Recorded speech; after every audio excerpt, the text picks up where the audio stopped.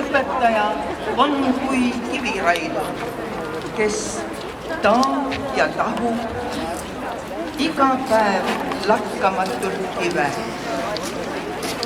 millest kasvab mitte kunagi valmiv hoone, tulevik.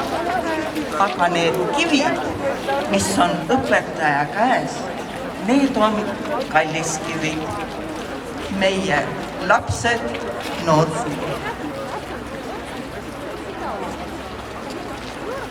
Õpetajat oodatakse palju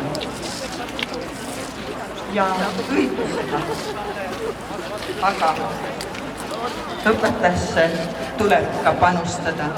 Üheskoos suudame.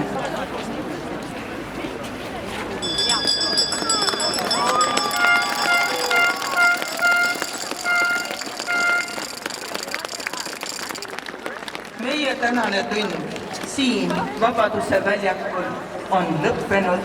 Tänan teid, miitingulised linnarahvas, meie toetajad, kallid õpetajad. Loodame paremat, valmistugem igapäevaseks eluks. Aitäh teile!